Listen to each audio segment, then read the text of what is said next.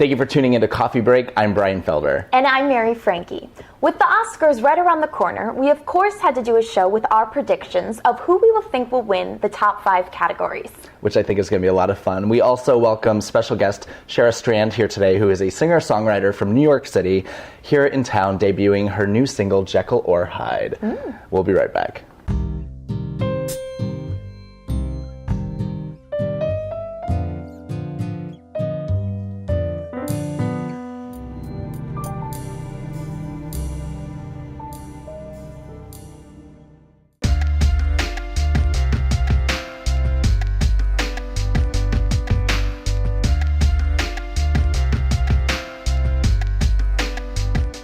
Well, welcome back. As we just said, we are going to be giving you our top predictions for who we think are going to win those top 5 categories, starting with Best Supporting Actress. So let's give you the quick rundown. We, of course, have Sally Field from Lincoln, Anne Hathaway from Les Miserables, Jackie Weaver from Silver Linings Playbook, Amy Adams from The Master, and Helen Hunt from The Sessions. Let's start with you. What do you think? Well, okay, I'm very indecisive to begin with, but I would have to say that personally I think Sally Field should win. However, I will not be surprised if Anne Hathaway takes it. I totally agree with you. So I did think Sally, how I feel. Yeah, I did think Sally Field did an amazing job. Yeah. I actually heard her do an interview with Oprah, and she said that she felt like this was the role of her lifetime. Like she felt like this was the role she was meant to play. Yeah. So I agree. I think she did an amazing job. But I do think Anne Hathaway is going to win. I feel like she was just amazing in that character. And when she was singing I Dreamed a Dream, for those of you who saw it, like I literally wanted to cry. So I really do think it will be here. We also did a quick survey on our Facebook. So for all of these categories, we got your opinion on who you thought would win. And the number one pick for this category, most people did think Anne Hathaway is going to take it. So I know. Well, and Sally Field, she did such a transformation. She had to gain all that weight. She should win just for having to do all that work. She gained like 30 pounds for the role. Seriously though, and you know, that's impressive and that is dedication. So I agree. That's how I feel about it. All right, so moving on. Yes, moving on. For Best Supporting Actor, we have Philip Seymour Hoffman from The Master, Tommy Lee Jones from Lincoln, Robert De Niro from Silver Linings Playbook, Alan Arkin from Argo, and Christoph Waltz from Django Unchained. So, what do you think? Well, I'm kind of like you were with the last category. Yeah. I do think Tommy Lee Jones did an amazing job in Lincoln. Oh, yeah. He was phenomenal. But I'll be honest, okay, so some of you may totally disagree. I know this movie got rave reviews. I did not like the movie The Master at all. Okay. But I thought Philip Seymour Hoffman did an amazing job. Totally. So my prediction is for Philip Seymour Hoffman. All right, very cool. I think I can totally see how you think that. I agree, though. Tommy Lee Jones, I thought, was incredible, but I am also a huge Robert De Niro fan, and I thought he was fantastic in Silver Linings Playbook, so I would be very happy to see him win it, to be completely honest. And a lot of people are saying that. And I, on Facebook, however, in our survey, like we were talking about, Tommy Lee Jones actually got our number one pick for our viewers that voted. So, well, and there's just something about doing a movie like Lincoln, you know what I mean, with so much history and whatnot in it that if you can give a believable and honest performance, I think it puts you on a different level, you know? No, I totally agree. So, all right, so let's go to Best Actress. So we have Jessica Chastain from Zero Dark 30, Quvenzhané Wallis from Beast of the Southern Wild. Yeah. Very young. She's like, 6 when they taped that, I think. Yeah. Jennifer Lawrence from Silver Linings Playbook, Emanuela Riva from Amour, and Naomi Watts from The Impossible. Okay. So what are you thinking? You have a favorite? Well, I mean, this is like my life trend. I need to be more decisive and just pick something. But I thought Jennifer Lawrence was awesome, again, in Silver Linings Playbook. I loved it. I thought her performance was great. But I also love my Naomi Watts, just in general, like as, you know, a performer, as an actor. So I would be happy if either of them got it. Well, Facebook, again, agreed with you. So Jennifer Lawrence. Yeah, I'm actually going to go with Quvenzhané Wallis. I think she was phenomenal. She's, like I said, I think when they taped, she was like 6 or 7 years old. Yeah. Had never acted before. Really? I think she did such a great job. So that would be my pick. Okay. And I think a lot of people are going to want the child to win. Yeah, it's like the underdog, you know, like the newbie and like the fresh talents. See where, you know, she goes. All right, very cool. And for Best Actor, we have Daniel Day-Lewis, Lincoln, Hugh Jackman, Les Mis, Bradley Cooper, Silver Linings Playbook, Joaquin Phoenix, The Master, and Denzel Washington, Flight. Wow, I think this is a really hard choice because these male actors are, whoo, they're all good. phenomenal. Yeah. Yes. I'm gonna have to say Daniel Day-Lewis. Okay. Yeah. Mm-hmm. I think by far. I mean, I think they're all amazing. Mm-hmm. I feel like when I watched him on screen, it was literally like a hologram of watching Lincoln. Definitely. I feel like definitely. It was if I were to unbelievable. meet Lincoln in real life, I feel like that's exactly what he would be. No, I totally agree. He totally embodied him, and I just think his performance was just so believable. And so many people are calling him literally one of the best actors of our time. Yeah, but he deserves it. He totally deserves it. Well, and what I read about him is when he takes on a new role, he will literally take like a year to not only learn the script, but like really learn the character and really become that person. Yeah. So does he like method act? He does, yeah. Wow. But he takes a lot of time. When Steven Spielberg presented him with the film, he was like, "I will do it, but I need like a year to prepare for it." And I think that really says a lot about him as a person. Well, and it's totally as an understandable, actor. especially when it's Lincoln, for goodness sake. You can't just be like, okay. Yeah. You know? That takes a lot of dedication. Okay, but then also on the flip side, my girly side of me loves Bradley Cooper. Oh my god. How did I know? Oh my god. Oh my god. I could just watch him all day long. So is that your number one pick? I mean, for selfish reasons, I'm gonna say yeah. Okay. Just so I could watch him get the award. Well, our Facebook viewers agreed with me this time. They said Daniel Day-Lewis, and I would honestly be really surprised if he doesn't win. I would too. That's what I think. I'm just saying, I will be very surprised if he doesn't win, but I still will be smiling if Bradley Cooper wins. Okay. That's all. That's all I'm going to say about it. So, all right, so let's go to final category, Best Picture. Woo! Now, this one I think is going to be really tough. Yes. And we have so many nominees. So for Best Picture, we have Amour. We have Argo, which I know has been very popular among viewers. Beasts of the Southern Wild, Django Unchained, Les Miserables, Life of Pi, Lincoln, Silver Linings Playbook, and Zero Dark 30. This was a year of amazing movies. Yeah. Seriously, though, like, there are so many good choices. Because you know how sometimes you're like, okay, this is just easy. There weren't that many good choices.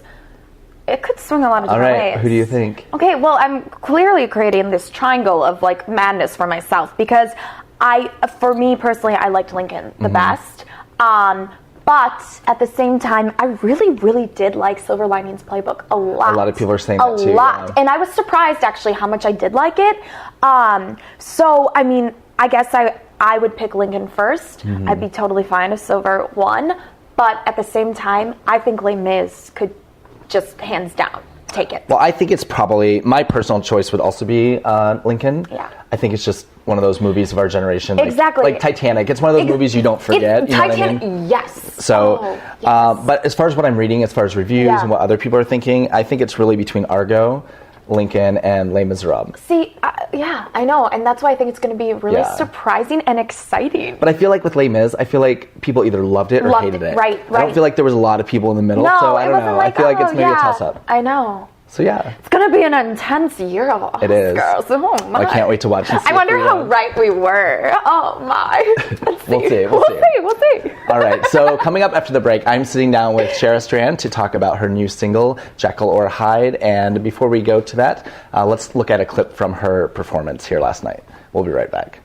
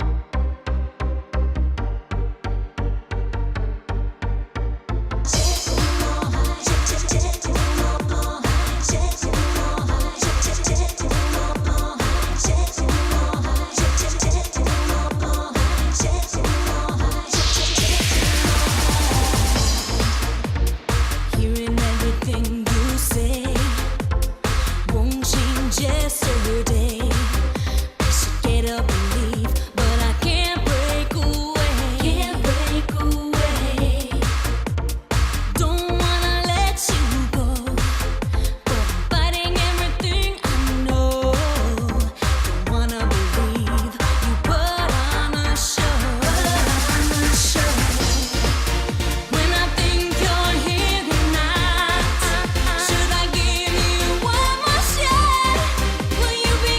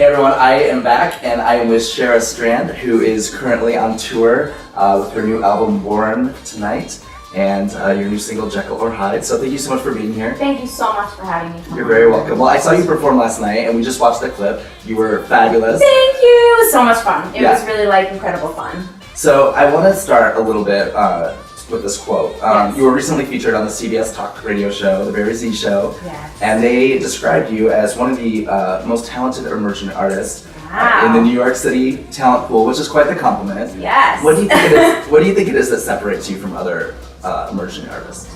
Well, I guess I would say that I have a real kind of theatrical background, so I like to put a lot of energy and real vocals into my performances, and even my recordings. I just don't.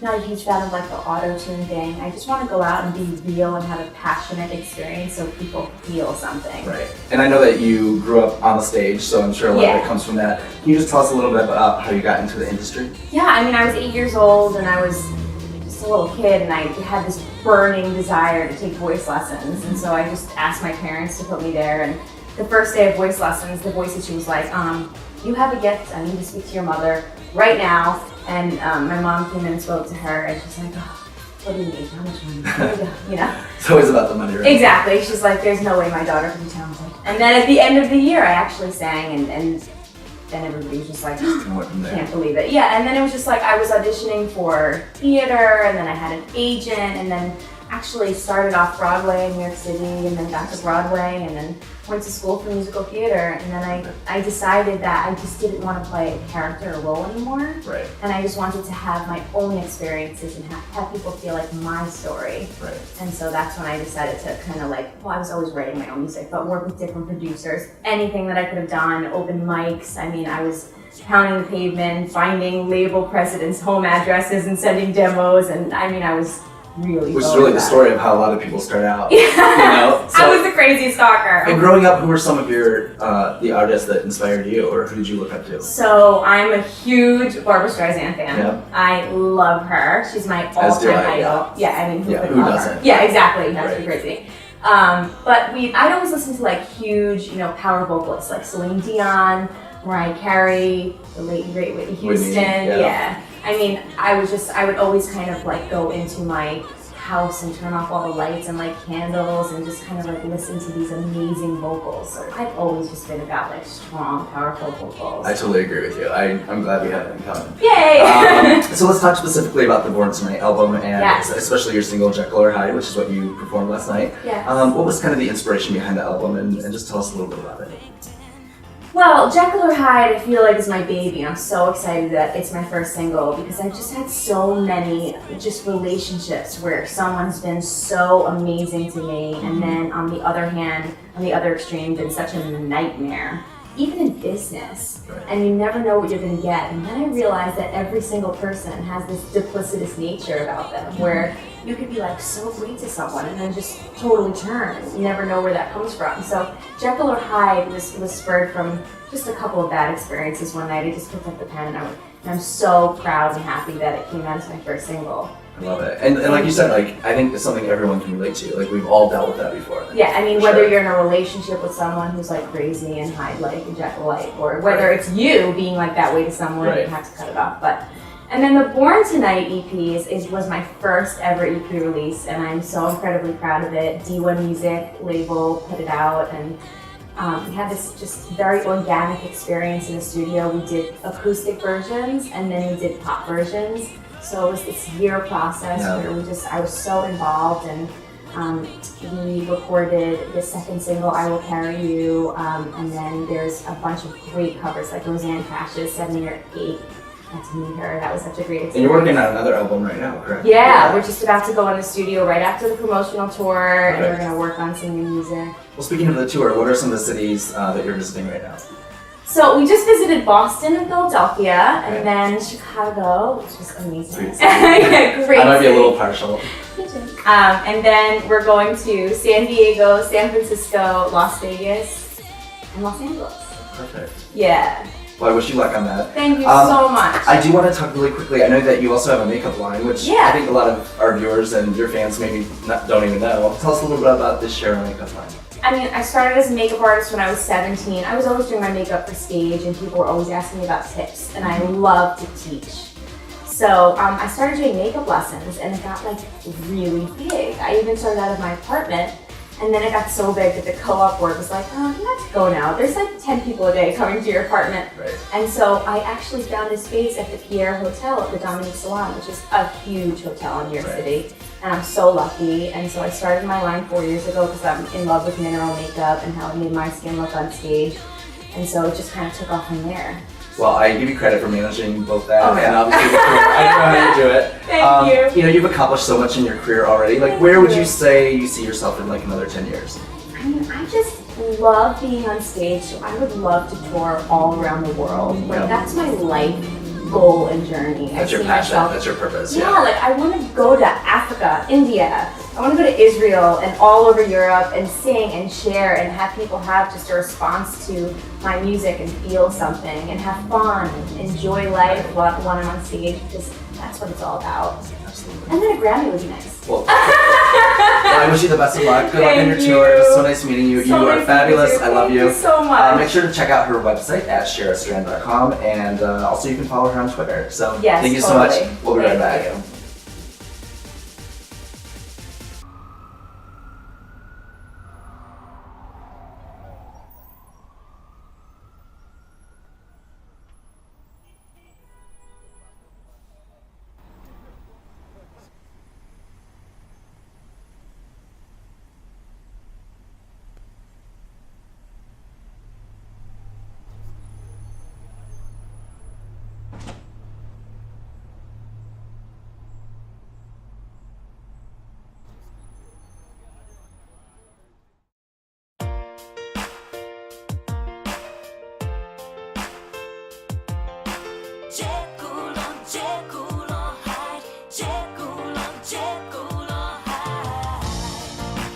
Hearing everything you say won't change yesterday.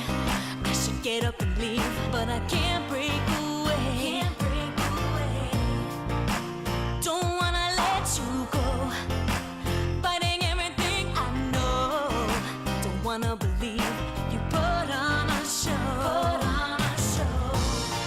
When I think you're here, you're not. Should I give you one more shot? Will you be up or down? Are you Jekyll or Hyde? I can't take no more. Been through the storm before. Sick of the up or down. Are you Jekyll or Hyde? Used to be perfect then. Thought you were my godsend. Thought what we had was real. I thought we were best friends. You do me wrong, why oh why? Got me going out of my mind. Your love is a crime, and I'm doing my time. When I think you're here, you're not. Should I give you one more shot? Will you be up or down? Are you Jekyll or Hyde? I can't take no more. Been through the storm before. Sick of the up or down. Are you Jekyll or Hyde? Jekyll or Hyde? Jekyll or Jekyll?